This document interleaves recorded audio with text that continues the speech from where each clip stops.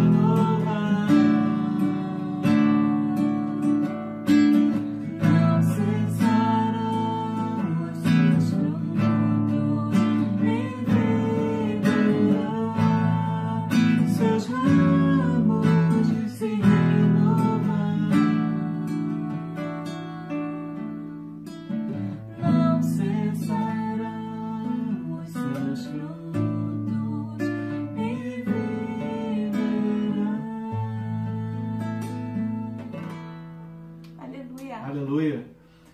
Que o poder do Senhor esteja sobre a sua vida, que todas as unções sejam liberadas para a sua vida nesse momento. Ainda há esperança para você. Se você buscar o nosso Senhor Jesus Cristo de todo o coração, ainda há esperança para você. Mesmo que você esteja para morrer, mesmo que você esteja lançado no chão, que você esteja no meio das drogas, dos vícios, da depressão, ainda há esperança para você. Acredite nisso, creia e peça a Ele que te liberte de todos esses pensamentos maus. Amém. Em nome de Jesus. Amém.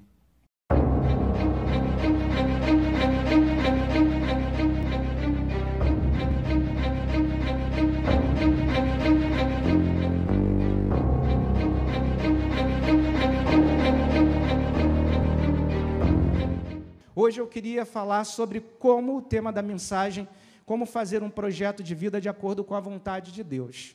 Bem sugestivo, né? Ok? Então hoje a gente vai aprender a fazer um projeto. Lembra lá na escola da tia Teteca? Lá no ensino fundamental, quando você aprendia a fazer aquele trabalho manual, até mesmo hoje, para os acadêmicos, quando você chega na faculdade, no curso técnico, no ensino médio, tem um projeto, né, pedagógico que você vai ter que respeitar ele até o final do teu curso. Então, você tem que fazer o teu projeto para aqueles que vão fazer lá as suas faculdades, tem que fazer lá no final o seu projeto, TCC, monografia, enfim. E aí, pastor, o que tem a ver tudo isso? Não entendi nada. Ou talvez você tenha entendido porque faz parte da sua realidade. Mas independente de você saber ou não saber, eu quero falar uma coisa para você. Nós precisamos fazer um planejamento de vida. E o tema da mensagem hoje vai falar sobre isso. Como fazer um projeto de vida de acordo com a vontade de Deus. E eu queria convidar a você a abrir suas Bíblias na carta do apóstolo Paulo aos Romanos, capítulo 12, versículo 1. Esse será o texto que nós iremos falar aqui. A minha mensagem não vai se prender apenas a ele. Eu vou usar esse texto e vou também falar sobre outros em paralelo que estarão também fazendo menção ao texto principal, tá? Mas sempre que necessário voltaremos nele. Romanos, carta do apóstolo Paulo à igreja em Roma, capítulo 12, versículo 1. Romanos 12, 1, texto muito conhecido daqueles que são leitores apaixonados da palavra de Deus, aqueles que são cristãos praticantes, que leem a Bíblia periodicamente, frequentam alguma comunidade de fé, chamada também de igreja, você vai conhecer o texto. Caso você não conheça, é a primeira vez, vamos falar um pouquinho sobre projeto de vida.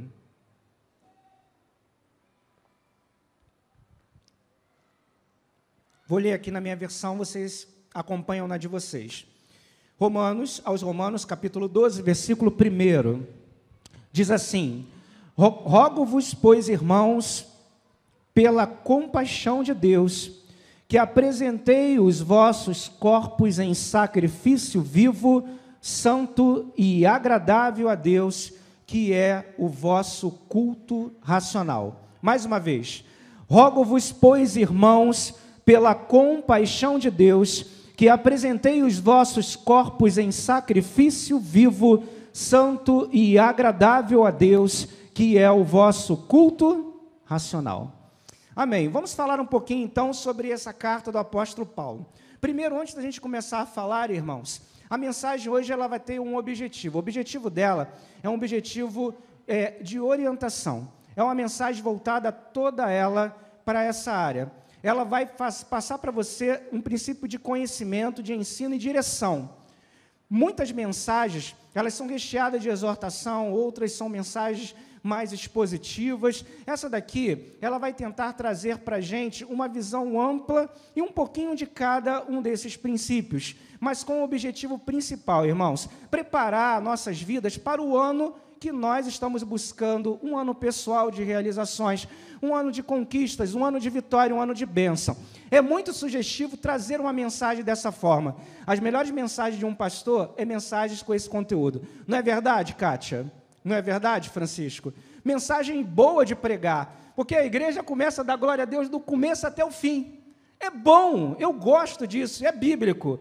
Só que, irmãos, a tua emoção, a tua fé, ou até mesmo a tua celebração não pode terminar quando acaba a mensagem. Porque existem muitas pessoas que, quando chegam na igreja, uma mensagem com esse tipo de tom, ela traz para a gente uma euforia, uma celebração, uma alegria muito grande, não é verdade? A gente sai daqui feliz.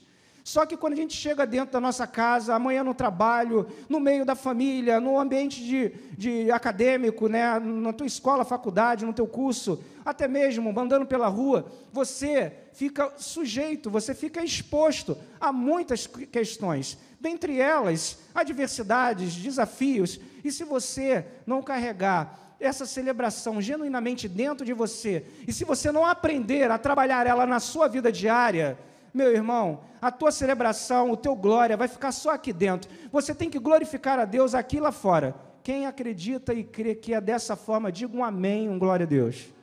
Glória a Deus, amém. A tua glorificação, a tua adoração a Deus, ela não pode ficar apenas restrita ao culto. Mas a Bíblia, quando aqui Paulo, ele nos ensina, ele fala que, rogo-vos, pois, irmãos, pela compaixão de Deus, eu peço a Deus, irmãos, eu adoro e peço a Deus, meu Deus, que o meu povo, que a minha igreja, ela se apresente a Deus em seus corpos em sacrifício vivo e santo, e agradável a Deus, que é o culto racional. Então, a gente vai falar um pouquinho sobre um culto e um estilo de vida racional. Quando a gente olha alguma coisa nesse sentido, soa no ouvido de alguns alguma coisa assim meio que incômoda. Por exemplo, vai falar sobre racional, mas adoração a Deus, irmãos, é espontâneo. Não dá para a gente teorizar. Algumas pessoas podem até entrar dentro desse contexto, sem pretexto e sem conteúdo e sem nenhum tipo de argumentação viável. Muitas pessoas pegam uma palavra isolada e ali elas matam todo o texto. Quando o texto aqui que Paulo fala em Roma aos Romanos, fala sobre racional, ou racionalidade, ou ser racional, ele está falando sobre inteligência. A nossa adoração a Deus, Kátia, precisa ser feita com inteligência. A nossa forma de seguir a Deus precisa ser inteligente. Deus nos deu sabedoria para usar, não foi para a gente guardar ou usar só para o mundo. Ah, tá, legal. Pastor, olha só, eu quero dizer para o senhor o seguinte: eu sou muito inteligente, eu sou doutor, eu sou pós-graduado, eu sou especialista no que eu faço, posso não ter estudo, mas os doutores param para me ouvir. Ok, amém, glória a Deus. Você realmente é uma pessoa inteligente, mas por que você não usa essa sua inteligência para a obra de Deus? Essa é a questão. Durante muito tempo, celebrar culto, ser igreja, era sinônimo de irracionalidade. Era você fazer as coisas assim, não vou me preparar não, vou chegar lá na hora, o Espírito Santo vai me dar a palavra. Irmãos, isso é burrice, isso é irresponsabilidade, porque em todo momento a palavra de Deus te exorta, medita no livro da lei dia e noite, estuda, esforça-te. A palavra de Deus em todo momento ensina que você tem que estudar. Imagina se eu fosse chegar aqui e não tivesse o meu esboço aqui. Eu ia ficar batendo um papo com você, vou bater um papo, vou bater, né? Hoje é um dia tranquilo, está quente, estou quase todo mundo de férias, vamos ficar aqui, bater um papo aqui, vamos falar sobre a natureza, sobre o sol, vamos falar sobre o time que jogou. Irmãos, a palavra de Deus fala sobre sabedoria em transmitir a palavra. Nunca o Senhor teve a proposta de fazer da igreja um local de pessoas que não pense, que não raciocine e que não use o seu conhecimento, a sua inteligência. Se você pegar a palavra de Deus, você vai ver indícios, provas, você vai ver evidências de homens e mulheres em que o Espírito Santo de Deus, o próprio Deus, usou mediante as suas capacidades humanas. Por exemplo, a gente pode olhar pela própria vida do apóstolo Paulo. Paulo fez as suas grandes viagens missionárias. Foi o autor do Novo Testamento que mais escreveu cartas. Alguém tem alguma dúvida? Alguém tem alguma dúvida que Paulo chegava para os homens da época dele, os grandes doutores, e falava no mesmo nível? Sentava na cadeira dos sábios e debatia sobre o conhecimento, e esses sábios paravam e ouviam. Por quê? Porque Paulo era doutor da lei. Isso aconteceu com Pedro? Não, mas Pedro também teve o seu ministério específico. Mas Paulo foi designado para pregar para os não-judeus, para viajar pelas regiões e ir em países onde o evangelho jamais iria chegar. E ele sentou e falou com gregos, e ele sentou e falou com doutores, ele falou com sábios, ele foi ouvido e respeitado nos seus conceitos e naquilo que ele ensinava, porque ele tinha autoridade no que ele falava.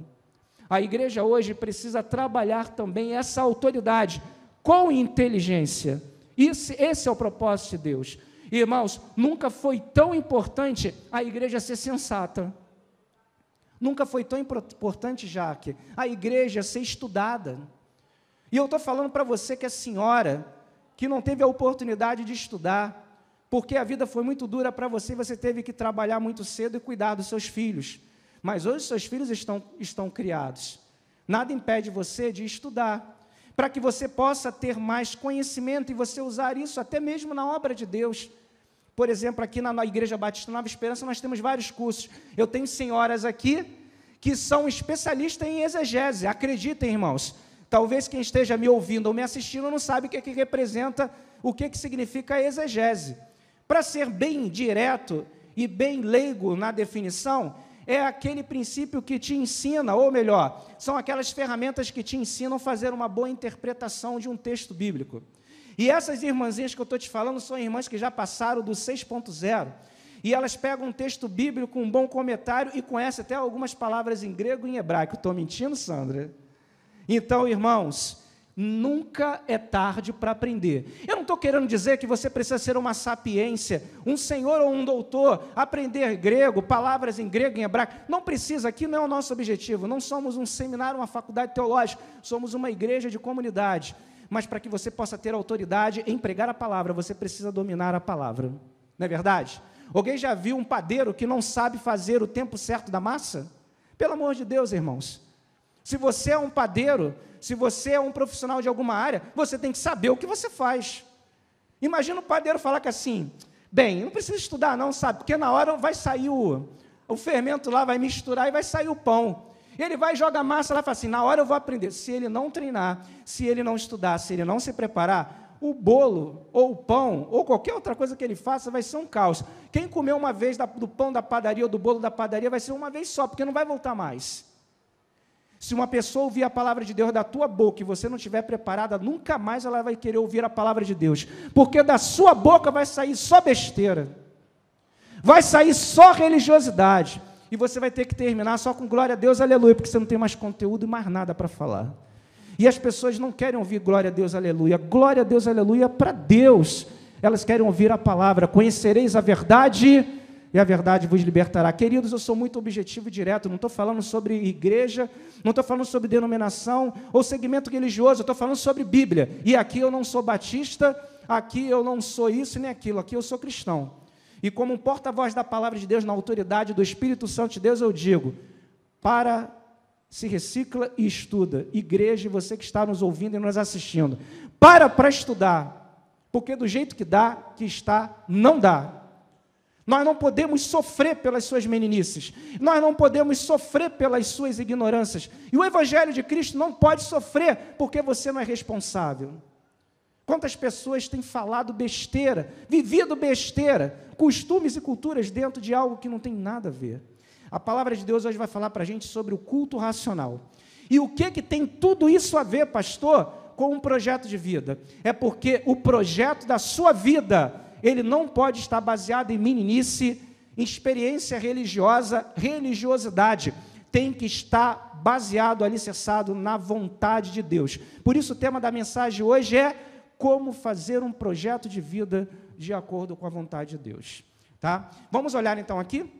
Tem um texto na palavra que diz lá em Provérbios capítulo 16, do versículo 1 ao 3, ele vai falar para a gente sobre um princípio importante do que pode ser esse projeto e como ele pode ser fundamentado. Querido, conforme nós falamos no início, a palavra vai ser pregada.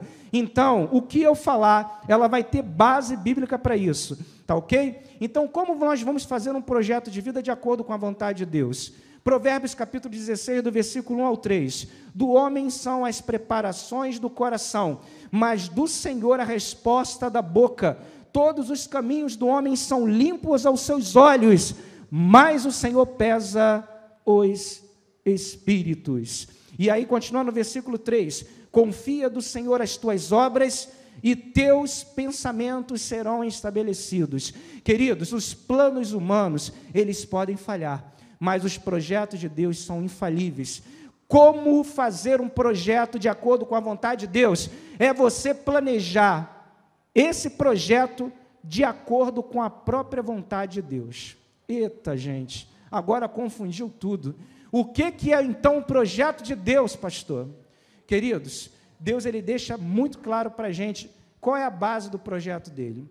Principalmente, o projeto de Deus é alegria, paz, tranquilidade, unidade, traz concordância para dentro de nós. Não existe uma regra básica para tudo isso, mas o que é o projeto de Deus? E aí que entra você. Eu não posso dizer, Epifânio, qual é o projeto de Deus para a sua vida. Francisco, Dani, irmã Nadia que fez aniversário, né, o Vinícius, eu não posso dizer qual é o teu projeto. Aí que entra o teu relacionamento com Deus. Você precisa se relacionar com o teu Deus para que Ele possa mostrar a você qual é o projeto dele. Quer ver um exemplo? Eu estabeleço um projeto para mim hoje. Eu quero morar, vou pegar aqui um exemplo de amigos meus, tá? Quero morar nos Estados Unidos. Kátia, vou para a América. Vou para os Estados Unidos, vou morar lá. Tá, esse é meu projeto. Não o meu pessoal, é apenas um exemplo. Eu quero meu projeto. Tá, só que eu não perguntei para Deus que esse projeto é dele, se esse projeto é dele. Eu já estou planejando que eu vou para lá como um turista, e depois eu vou entrar lá no esqueminha lá que o meu amigo vai me ensinar, e aí eu vou entrar como um ilegal, vou ficar por lá, vou trabalhar, vou ficar discreto, vou me estabelecer, né? E aí eu vou fazer lá todos os procedimentos que a lei possa me proporcionar, para que eu possa fixar uma residência naquele lugar. Primeiro, eu não perguntei para Deus se é a vontade dele. Já começou por aí. Segundo, eu vou começar a puxar e pegar o meu jeitinho. Já estou errado. Deus tem um plano para mim aqui. Por exemplo, Ele tem um plano para mim para ser um pastor. E eu tenho uma igreja. E eu tenho uma missão. E Deus ainda não disse que o tempo terminou. Ele ainda não falou assim, ó, acabou o teu tempo naquela igreja, irei mandar você para outro lugar, porque a igreja não é nossa, né? A igreja é de Cristo. Eu não sou dono desse ministério. Então, o que eu vou fazer? Eu vou bagunçar a história. Você acha que isso vai dar certo? Nunca. Nada que eu planejar vai estar em concordância. Por quê? Para que eu possa fazer um projeto de vida, ele precisa, em primeiro lugar, estar em acordo com a vontade de Deus. Então, repete isso comigo. Para eu fazer um projeto de vida, ele precisa estar de acordo com a vontade de Deus. Tá, esse é o primeiro princípio. Qual é o segundo princípio, queridos? Se eu busquei em Deus, Ele me falou qual é a vontade dele para a minha vida, isso aí é só você e Deus que pode entender esse princípio. Eu não posso chutar aqui algumas coisas, mas não vai ser personalizado para você. Pastor não sabe, eu não tenho como ir além daquilo que eu possa fazer. E o meu objetivo aqui é ser um pastor, apacentar, orientar você e fazer você seguir o caminho. Agora, o caminho é você que vai fazer as escolhas de acordo com a vontade de Deus para a sua vida, por mais que eu tenha boas vontades. Uma outra coisa também que na palavra de Deus nos mostra, é que se você pegar lá, eu quero que você abra a tua Bíblia em Eclesiastes capítulo 5, e aí mais uma vez eu vou falar, estou pegando base bíblica, tá? Eclesiastes capítulo 5, e eu vou ler do versículo 2 ao versículo 7. Eclesiastes capítulo 5, do 2 ao 7. Diz assim o texto: não te precipites com a tua boca, nem o teu coração se apresse a pronunciar palavra alguma diante de Deus, porque Deus está nos céus, e tu estás sobre a terra, pelo que sejam poucas as tuas palavras. Versículo 3, capítulo 5 de Eclesiastes, diz aqui o seguinte: porque de muita ocupação vêm os sonhos, e a voz do tolo da multidão de palavras. Versículo 4, quando a Deus fizerem algum voto, não tardes em cumpri-los, porque não se agrada dos tolos, os que votarem, pague. Melhor é que não votes, do que votes e não pagues. Versículo 6, não consista que a tua boca faça pecar a tua carne, nem digas diante dos anjos que foi erro, porque razão se iraria Deus contra a tua voz, de sorte que destruísse a obra das tuas mãos. Versículo 7, porque como na multidão dos sonhos há vaidade, assim também nas muitas palavras, mas tu deve temer a Deus. Esse texto de Eclesiastes, ele tem como subtítulo projetos, em outras palavras, tem como subtítulo sonhos, que a gente pode substituir aqui já, aqui hoje, como projetos.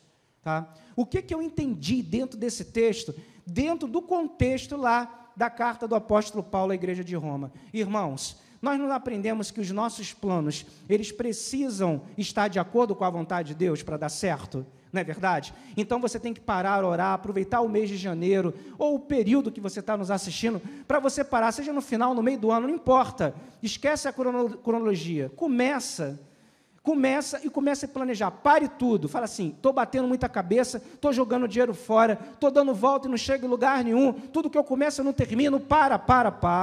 E começa a buscar a Deus. Buscar-me-eis e me achareis quando me buscar de todo o coração. Tudo que você pedir ao Senhor crendo, você vai receber. Escuta Deus. Tem hora que a gente precisa parar, Adriana. Parar. ouvir a voz de Deus. A cabeça está muito cheia, nós estamos muito agitados, as coisas estão acontecendo muito rápido, a gente não consegue parar para planejar. Escuta o que Deus quer de você. Depois, esse texto ele mostra para a gente um outro princípio também muito importante. Os nossos projetos, repete comigo, os meus projetos devem ser mensuráveis. Irmãos, não esqueça essa palavra, mensurável. O que significa mensurável? O que significa mensurável? Por dedução você pode até falar. A Bíblia fala sobre mensurável. O imensurável amor de Deus. O que significa isso? Ele não pode ser calculado e contado. Ele é imensurável. O que é mensurável? É aquilo que pode ser contado, calculado, planejado, enfim. Tudo aquilo que pode ter um controle, pode ter uma, vamos dizer assim, uma classificação. Em qualquer outras palavras, tá? Não importa você saber diretamente o que significa a palavra mensurável, mas importa você entender o sentido dela. Os seus projetos, Adriana, precisam ser mensuráveis. Eu estou falando sobre o título da mensagem aqui, como fazer um projeto de vida de acordo com a vontade de Deus. Primeiro, ele precisa estar na vontade de Deus, é claro. Segundo, precisa ser projeto, Epifânio, mensurável. O que significa isso? Eu vou brincar aqui com vocês. Já viram algumas pessoas falando que assim, Senhor, eu determino, vai acontecer, eu vou comprar uma fazenda e vou criar muitos gados. Ou eu vou comprar um carro importado, em nome de Jesus, vai sair da minha garagem um carro de R$200 mil importado. Gente, olha só, eu não estou querendo dizer que Deus não pode realizar coisas assim no sobrenatural, mas você, com todo o respeito, vou dar aqui uma de pastores desses aí globais, que falam de forma mais dura, mas você é burro, Tu não sabe fazer nenhum cálculo, nenhum planejamento. Como que você vai ser empresário? Vai para o Sebrae estudar, cara. Você precisa fazer projetos que são mensuráveis, coisas reais. Chega para Deus, já sabendo o projeto, e começa a se preparar para a tua bênção. O que adianta você pedir algo para Deus, e o que Deus vai entender dentro de todo esse contexto? Ele vai te dar uma empresa, se você não sabe nem administrar o salário mínimo que você ganha 900 e poucos reais, você gasta 2.000 no cartão. Você acha que Deus vai te dar uma empresa, você agindo dessa forma? Os seus projetos precisam ser reais. Os seus projetos precisam ser mensuráveis. Você quer tanto uma família, mas se você não consegue ser fiel num pouquinho, como que você vai tirar uma moça da casa dos pais dela? Como que você vai conseguir cuidar? Se você não consegue pagar nem o pão que você come de manhã, você vai botar ela dentro da sua casa e seu pai e sua mãe vai cuidar da sua esposa? Você quer tanto ter um filho, mas você ainda é um filhinho do papai. Você não consegue nem comprar a sua pasta de dente. O seu sabonete, os desodorantes que você usa, é o papai e a mamãe que compra. Como que você vai querer ter um filho? Então, algumas coisas na nossa vida, irmãos, a gente precisa gerar. Gerar. Você tem um chamado, Deus te chamou para ser pastor, para ser líder. Meu irmão, vai estudar. Vai entender se isso realmente você consegue fazer. Porque ser pastor não é apenas chegar a pregar e falar, não. Você vai ter que sentar e aconselhar. Vai fazer um curso de aconselhamento pastoral. Vai entender a mente humana. Vai trabalhar as suas próprias queixas. Vai controlar e administrar as suas neuras. Vai entender o seu psiquê. Porque senão você bate pino e acaba a tua vida. E aí é um papo de amigos. Estou querendo te dar um conselho. Para e comece a fazer planos que sejam mensuráveis. Senhor, Tu tem um projeto para a minha vida, eu já entendi. Senhor, me ajude a alcançar esse propósito. Irmão, isso é planejamento. Tem pessoas que entendem, Dani é uma pós nessa área, especializada nisso. Tem gente que pensa que a vida cristã, ela é como se fosse um espirro. Eu acordei e aconteceu. Não, pode até acontecer, mas eu preciso também fazer um planejamento. Alguns vão falar assim, mas a gente não pode ficar teorizando, daqui a pouco a gente vai ficar aqui. Não, irmãos, olha só, eu acredito que Deus trabalha no sobrenatural em cima do racional do ser humano, entendeu? É o culto racional. Eu não posso chegar aqui e falar que tudo vai acontecer. Se o Ministério de Louvor não fizesse um ensaio e não se preparasse, isso aqui seria um caos. Um estaria cantando em mi, o piano estaria tocando em ré e a viola estava no dó, ia ficar uma confusão danada, ia ficar feio, ia ficar estranho, confuso. A palavra de Deus fala que tudo na nossa vida precisa ser racional, tá, irmãos? Deus não é irracional, o Evangelho nunca foi irracional, e a Igreja de Cristo não pode ser irracional. O culto precisa ser racional, os nossos corpos precisam estar preparados em sacrifício vivo. Esse é o verdadeiro culto racional. A minha mente não pode estar perturbada, a minha carne não pode estar corrompida, a minha alma não pode estar aflita, o meu espírito precisa estar bem com Deus, para que eu possa, nesse conjunto, realizar com excelência a obra. Então, irmãos, como fazer um projeto de vida de acordo com a vontade de Deus? Primeiro, tem que estar na vontade de Deus.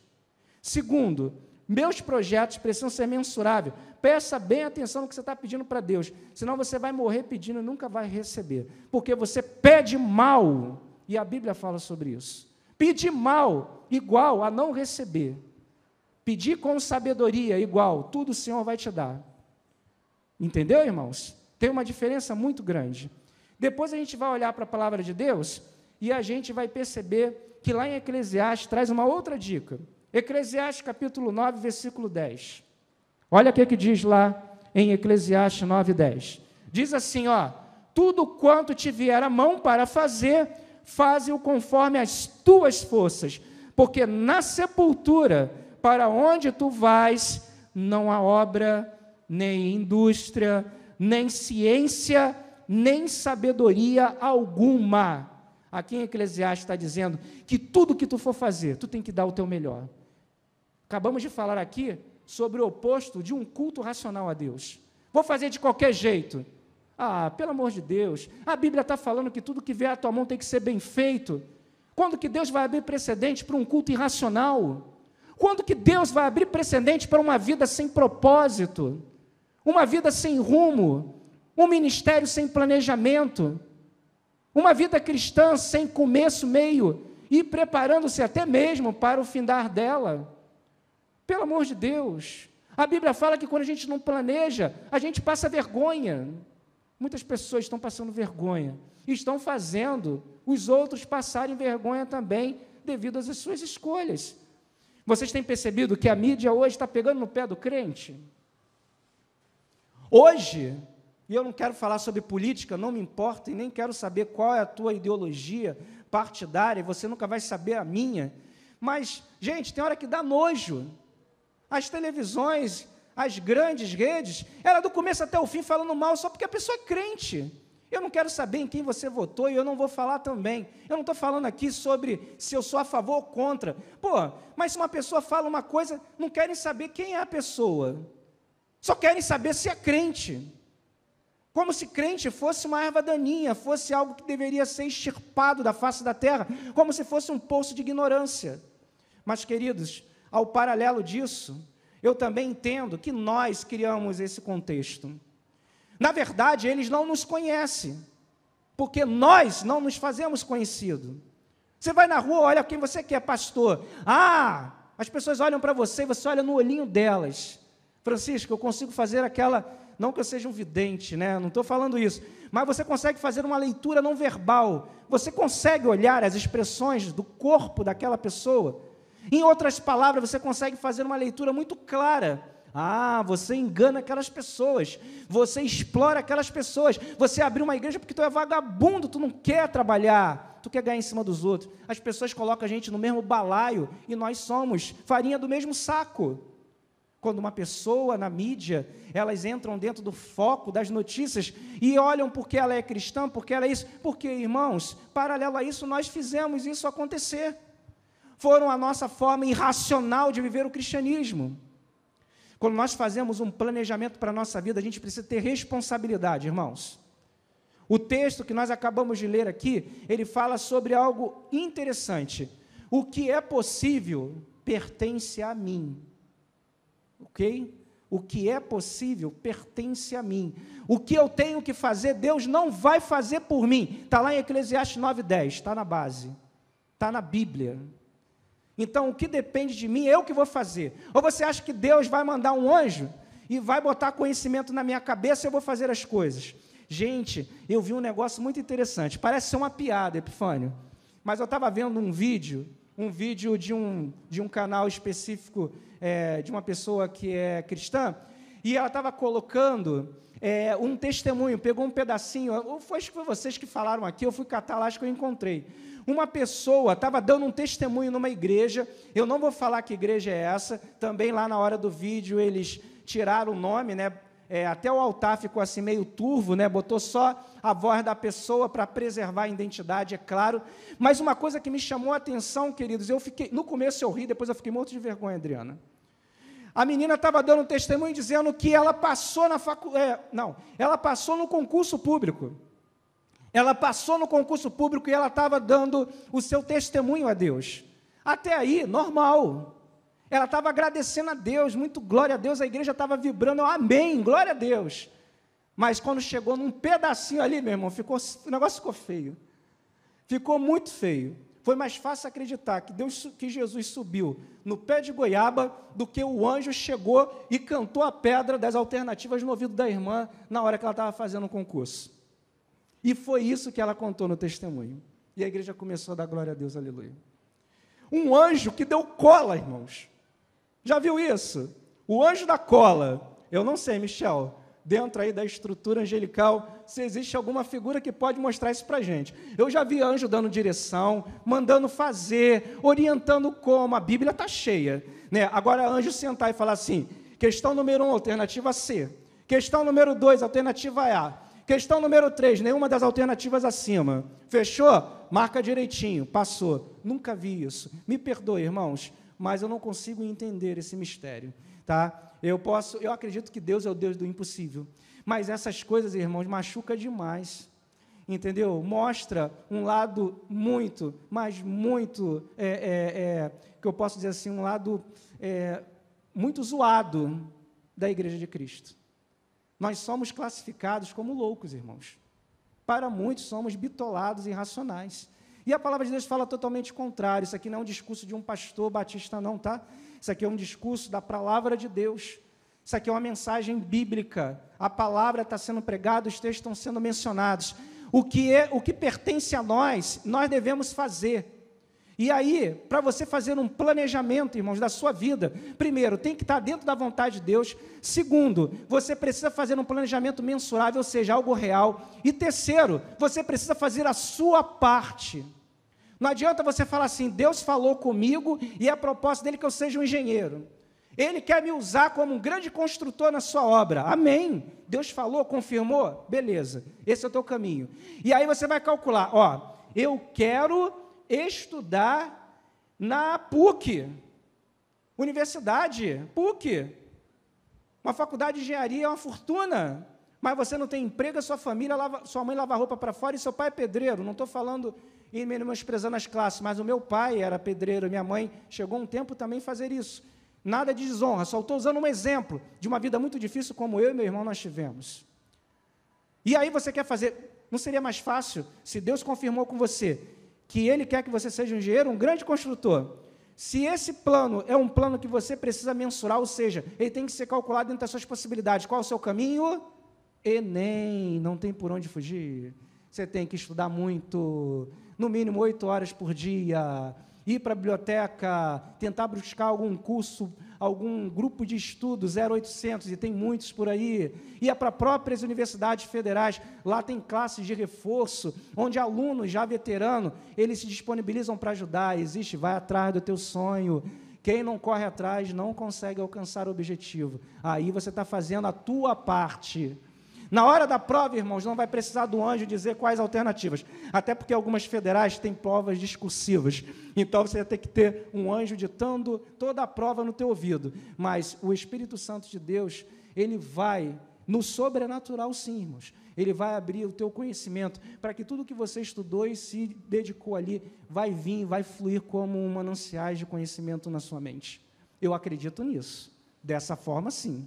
Porque existem homens como Salomão na Bíblia que tinham essa característica. Deus deu sabedoria, eles eram super sábios. Deu sabedoria também para Davi. Deus deu sabedoria para vários outros homens e mulheres na Bíblia. Por quê? Porque Ele dá o conhecimento. Esse conhecimento, ele faz parte da nossa essência. E é claro, Deus vai usar as ferramentas necessárias para fazer a sua obra, mas de acordo com o nosso empenho.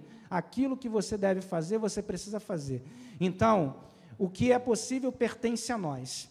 E aí, a gente vai ver aqui o próximo princípio. Quais foram os princípios que a gente pode utilizar para fazer esse planejamento de vida? Vamos lembrar? O primeiro é o quê? Como fazer um projeto de vida de acordo com a vontade de Deus? Primeiro, o projeto precisa ser a vontade de Deus. Ok? Segundo, precisa ser mensurável. Tem que ser algo real. Não adianta você pedir coisas surreais que não vão fazer parte do seu contexto. Terceiro, você precisa fazer a sua parte. Não adianta ficar esperando cair do céu a tua parte. E depois que você segue todo esse caminho direitinho, não é uma receita de bolo, não, irmão, são princípios, você pode criar outros. Eu estou pegando aqui alguns que podem nos dar um norte. Mas tem uma outra coisa assim, pastor, eu sei que é vontade de Deus, caramba, pastor, eu estou fazendo tudo direitinho, eu estou calculando direitinho, planejando direitinho, estou me esforçando, mas, pastor, não estou saindo do lugar. Tem uma trava espiritual aqui que não deixa eu passar desse ponto.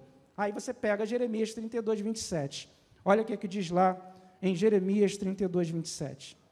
Quando você pega o texto de Jeremias 32, 27, você vai perceber aqui algo formidável, que o Senhor revela, deixa muito claro.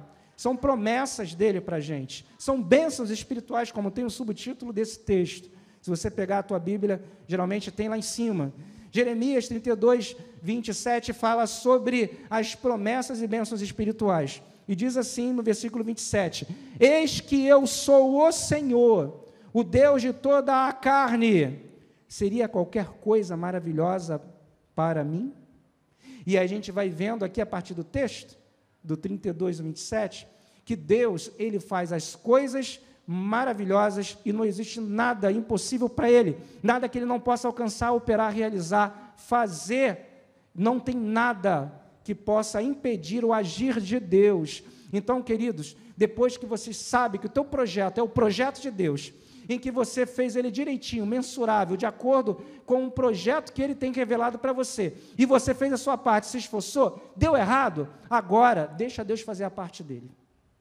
Você precisa fazer a sua parte, para que Deus depois faça a parte dele. Então, o que é possível para você, faça. O que pertence a Deus, deixe Ele fazer. E é o que Ele está falando para você nesse momento. Não quer dizer que a gente, num culto racional, ou num estilo de vida bíblico inteligente, você não vai ter a manifestação do sobrenatural, Adriano. Tem hora que vai descer fogo do céu. Tem hora que pedra, que pães e peixes vão ser multiplicados. Tem hora que, como nós cantamos no início aqui, se você não conseguir passar em terra seca, você vai andar sobre o mar. Deus vai transformar a água em vinho, vai dar um novo sentido para a sua vida. Eu não questiono em nenhuma forma o agir de Deus, mas Deus só age quando tudo antes já foi testado, não é verdade? O que o homem pode fazer, Deus não vai fazer, senão assim é mole. Viveríamos uma vida muito tranquila, né, Sandra? Estou precisando de uma roupa. Deus, manda uma roupa aí para mim. Alguém bate lá na porta. Mas se você lutou, batalhou e você não conseguiu essa roupa, eu tenho certeza que de alguma forma Deus não vai te deixar pelado. Você tentou de todas as formas, batalhou, trabalhou, caramba, não tenho o que comer em casa. Pede. Você tentou, você não conseguiu. Pede. Alguém vai mandar alguma coisa para você. Eu já vivi essa experiência. E manda mesmo. Mas você precisa se esforçar. Tá? Porque se você fizer corpo mole, ser um deitão e ficar lá esperando cair do céu, aí não. Se eu que sou humano não te ajudaria, porque eu acho um desaforo, você acha que Deus iria? Não, Ele vai querer que o homem se esforce. Tá? E aí a gente vai ver aqui, para terminar, quais são os planos de Deus para a sua vida. A gente está falando muito sobre plano aqui, sobre planejamento. E eu volto no início da mensagem. Você sabe o plano de Deus para a sua vida? Qual o plano de Deus para a sua vida, Letícia? Qual o plano de Deus para a sua vida? Que está nos assistindo agora ou nos ouvindo? Você já perguntou isso para Deus? Tem gente que está na igreja há anos, mas não sabe nem o que Deus quer para a sua vida. Eu li um livro muito bom, há um tempo atrás, chamado Uma Vida com Propósito. Esse livro, ele abriu minha mente muito em relação a essa questão de saber o que você é e para onde você quer chegar. Uma vida com propósito, nada mais, nada menos, que é uma vida planejada, irmãos. É uma vida planejada. Você precisa saber de tudo.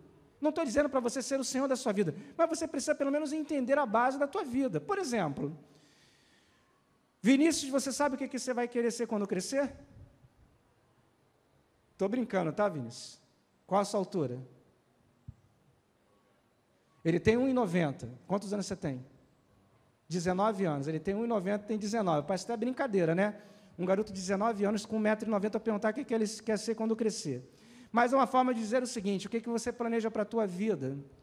O que você quer ser profissionalmente? Com quanto tempo você quer ter uma estabilidade? Quando você vai querer casar com a sua namorada? Você vai querer morar aqui ou morar em outro lugar? Você vai querer morar em casa alugada ou numa casa própria? Você vai querer comprar ela à vista ou financiada? Você vai querer ter um carro? Quantos filhos você pretende ter? Claro que tudo isso, Letícia, entendendo os projetos de Deus, tá? Nada acima da vontade do nosso Deus. Mas Ele quer que tu planeje isso. Porque quando você falar que assim, eu quero trabalhar, eu quero ter essa estabilidade, aí você vai fazer a sua parte. E Deus vai falar assim, olha, não bem dessa forma como você está querendo, eu quero fazer dessa outra forma. Ele te direciona para outra forma. Eu não quero ter filho. Aí Deus quer te dar 5 filhos. Mas aí você não queria, mas Ele te deu, então Ele vai te direcionar. Tá? Aí você fala assim, eu quero ter uma casa própria, mas Deus nesse momento quer te dar uma casa alugada porque Ele quer te levar para um local para você realizar uma missão. Então não dá para você ter uma casa própria no lugar. E aí você fala assim, eu quero casar daqui a 5 anos, mas Deus quer preparar tudo isso em 2. Então Ele vai trabalhando a vontade dEle na sua vida, está entendendo? Mas tudo segue um pressuposto que tem que haver um planejamento. Então quando a gente olha para isso, o texto lá de Jeremias, capítulo 29, do 11 ao 13, é a resposta. Tá? Desde o início da mensagem, ele ficou guardadinho, e a gente vai ler ele aqui. Conheça os planos de Deus para você. Olha o que ele revela. Esse foi o plano de Deus para Israel no cativeiro. Tá? Então, um momento de dor, um momento de sofrimento, um momento de angústia, de eminente abandono ou de sensação de abandono, mas era um local onde Deus estava tratando, cuidando e preservando o seu povo. Tá? O povo se afastou da presença de Deus, o povo desobedeceu e o povo perdeu o direito de habitar na sua terra. Ficou exilado num cativeiro, num povo distante, mas mesmo assim Deus não o esqueceu daquele povo. Olha o que Deus fala aqui nesse texto. Jeremias 29, do 11 até o 13. Porque eu bem sei os pensamentos que penso de vocês, diz o Senhor, pensamento de paz e não de mal, para vos dar um fim que esperais. Então me invocareis e ireis, e orareis a mim, e eu vos ouvireis, e buscar-me-eis e me achareis, quando me buscare de todo o vosso coração. Irmãos, quando eu olho para esse texto, eu até mencionei ele aqui, o versículo 13, na hora da mensagem, eu fico tranquilo e com o meu coração aquietado, sabendo que eu preciso fazer a minha parte, mas Deus, no final, Ele dirige os meus passos. Nós precisamos entender dessa forma. Os filhos estão seguindo caminhos diferentes, vou fazer a minha parte. O emprego não está aparecendo, eu vou fazer a minha parte. O marido não se converteu ainda, eu vou fazer a minha parte. Aquela situação ainda não ficou resolvida, mas eu faço a minha parte, porque eu tenho certeza que eu buscando ao Senhor, eu buscando a face dEle, eu vou encontrá-lo. Eu vou ter relacionamento com Ele, e eu tenho certeza que tudo que eu pedir, crendo, eu vou receber, porque Ele é meu Deus, Ele está comigo. Em todo momento Deus fala que o projeto dEle é um projeto infalível. Eu tenho 2 caminhos, eu posso seguir o caminho da minha própria vontade, ou seguir o caminho da vontade de Deus. Muita gente pensa assim, não vou fazer isso, mas a vontade de Deus é essa, não adianta. E pode ter certeza que a vontade de Deus, ela é perfeita. Talvez aquilo que eu tente personificar como aquilo que é perfeito na minha vida, talvez aquilo no final vai dar ruim. E aquilo que eu olho assim, caramba, que furada é essa? Mas é de Deus. E Deus vai transformar aquilo ali em algo perfeito. Talvez Eu tenho certeza que tudo aquilo que eu mais desejo e sonho para a minha vida está naquilo ali, não está naquilo lá. Mas eu insisto naquilo lá, porque aquilo lá foi eu que inventei, mas aqui Deus planejou. Então, irmãos, é um ano de muitos desafios, é um ano na minha vida e para a vida de vocês de muitas realizações, mas o que vai acontecer até o final do ano, ou até o final desse ciclo de projetos, vai ser o que você vai fazer com todas essas situações que vão acontecer. Primeiro, eu oriento você a colocar tudo dentro do projeto de Deus. Tem que parar, irmãos. Tira aí uma semana, um mês sabático, não faz nada. Vou parar. Se o Senhor não me mostrar de alguma forma, eu não vou dar um passo. Senhor, eu não dou mais um passo. Eu sei que eu preciso fazer a minha parte, mas agora eu preciso entender a tua vontade. Se o Senhor está querendo que eu faça a obra, o que eu vou fazer lá nos Estados Unidos? Se o Senhor tem um projeto para mim aqui no Brasil, você vai perder seu tempo. Você pode até ganhar dinheiro, pode ser até, entre aspas, feliz, mas nunca realizado. Existe uma diferença, a gente aprendeu, né? Ser realizado ou ser feliz. Pô, se você for ali no barzinho sem preconceito, tem uma galera feliz ali. Depois que acabar aquele momento, tem alguém realizado? Depois volta os mesmos problemas. A mesma crise.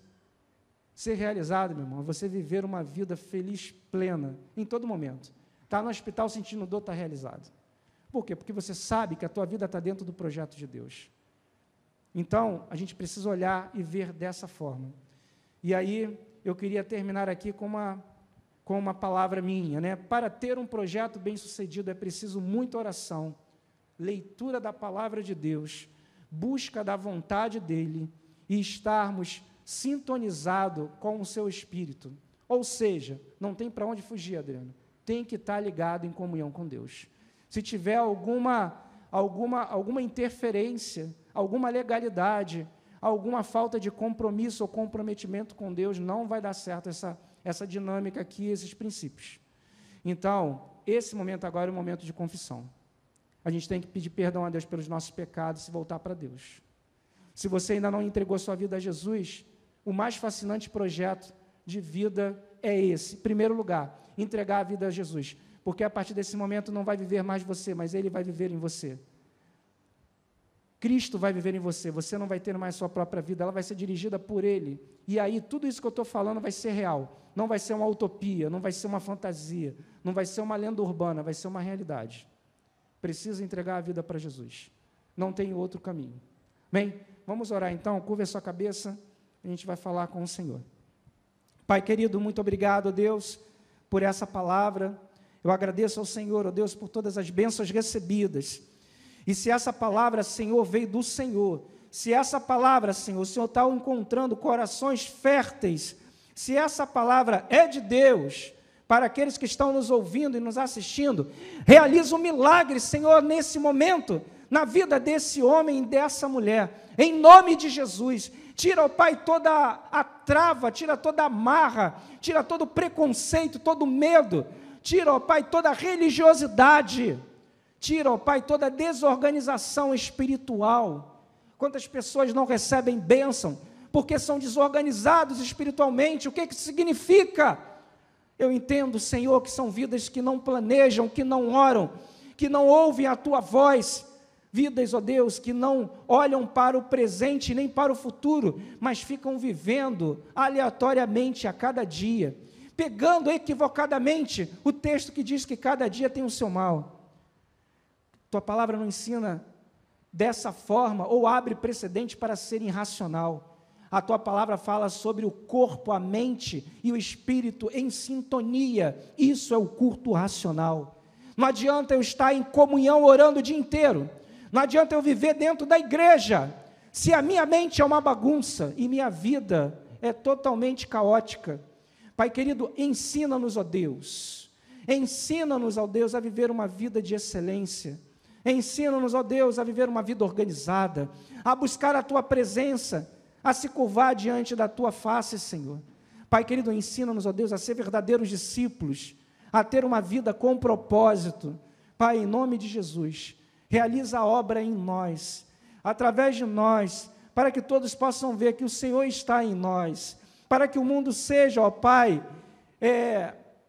para que o mundo seja alcançado por esta bênção, para que possamos ser vistos pelos outros, não como alienados, loucos, desorganizados, ignorantes, mas que possam olhar para cada um de nós e ver o quanto nós somos importantes para fazer a diferença nesse mundo.